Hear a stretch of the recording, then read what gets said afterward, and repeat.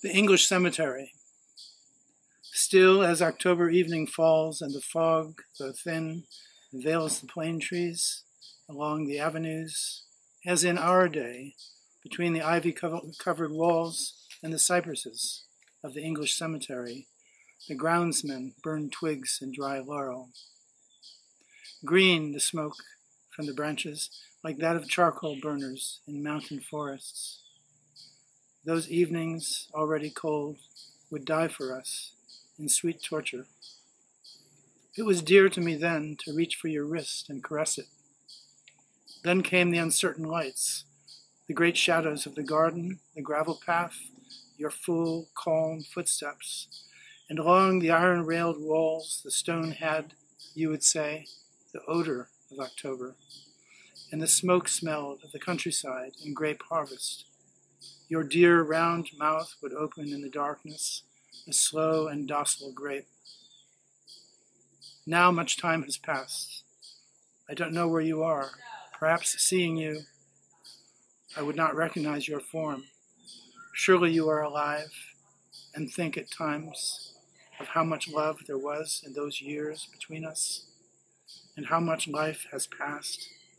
And sometimes in your remembering, as in mine, which now speaks to you, a useless and insupportable grief wails in you, a grief of returning, like the poor dead may have, of living there once again, of seeing again what you have been, still passing through evenings of a time which is no more, which no longer has any place. Even if, at times, I go down these Florentine avenues, where the fog, though thin, veils the plane trees, and in the gardens burn melancholy fires of laurel. The trees. The trees I see from the window seem identical, but it isn't so. One very large one snapped, and we no longer remember what a great wall of green it was. Others are diseased. The earth does not breathe enough. The hedges hardly make it in time to put out new leaves before August strangles them with dust and October with smoke. The history of the city and the garden are of no interest. We have no time to make drawings of leaves or insects or sit long hours working in the white light. The trees seem identical. The species seems faithful. And yet they are carried far off.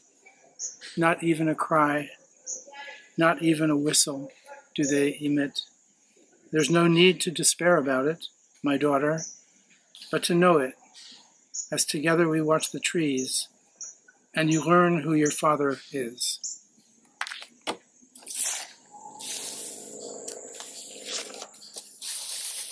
Sonnet of the Spider. The wall is white, black the spider, though pure in itself, its limbs and belly compact, thrust into the impact of its actions. It has not one, but two natures. The first is called death. It is the exact skull of fleece, vertebrae, drapes, sutures, that hones and silvers thin, spit impure. The other is anger, ready to suddenly react. The constrained fury of reality cries out to you, that sign, a word, and your mind, already servile, replies. The spider doesn't hear you. It plies its figure of impiety, ever and alone, the master of forces dead and defiled. Note on Poussin. See the stagnant water, the cliff, the bend where muddy clay is drying. What is that liquefied volume that turns, twists, arranges facets of light, blinds, and sinks them? A large catfish in the deep? A creeping demon that encloses its victim, and mucus drinks the abdomen, presses against thighs, and weighs on them, so diaphanous crabs might gaze at each other, and the beetles in the antechambers.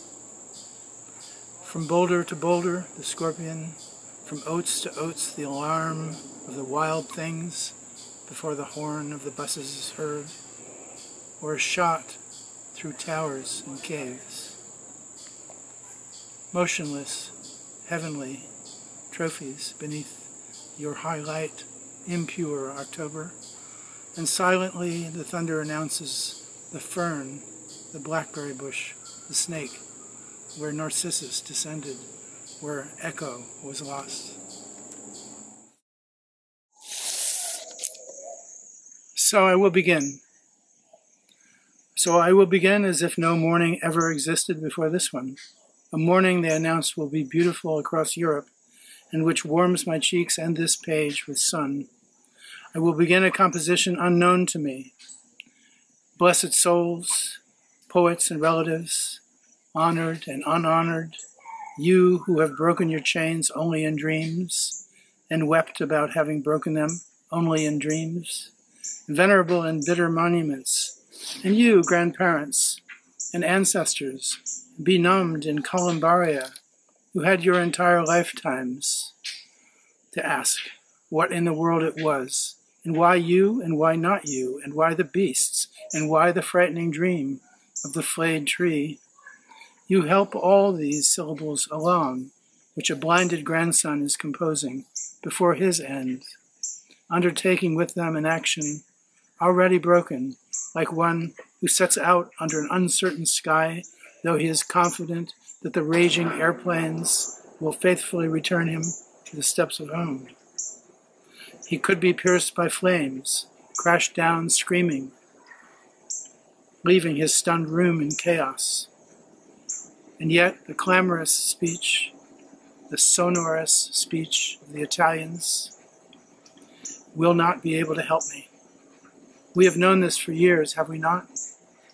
That a rose is not a rose, that water is not water, that one word leads to another, and everything to something else, equally estranged from the true. Able philosophers, necessary minds, and all you in the research institutes of the world of power, who on winter mornings, after your hour of tennis, stare at shining charts, analyses, statistics, bacteria cultures, the restoration of silvers. Oh, there is nothing you can teach me I do not already know. Were you to speak for hours and hours. This is not omnipotence on my part, but a cry of rage, nor do I excuse myself for my ignorance. Here is neither blame nor pardon. Were there but an image, a sabbatic vision, to animate these miserable cadences, but no, with neither knowledge or good conscience, without theology, manual skill, or even poetry, though more cheerful than sad, more anxious than sated, more indestructible even in the weariness of the whole lived century, I set out fast toward my own rancor. And may one who opens my old lexicons and reads the pages, blowing off the dust, at least shake their head and pause, look up, see if the morning is crisp, and go out.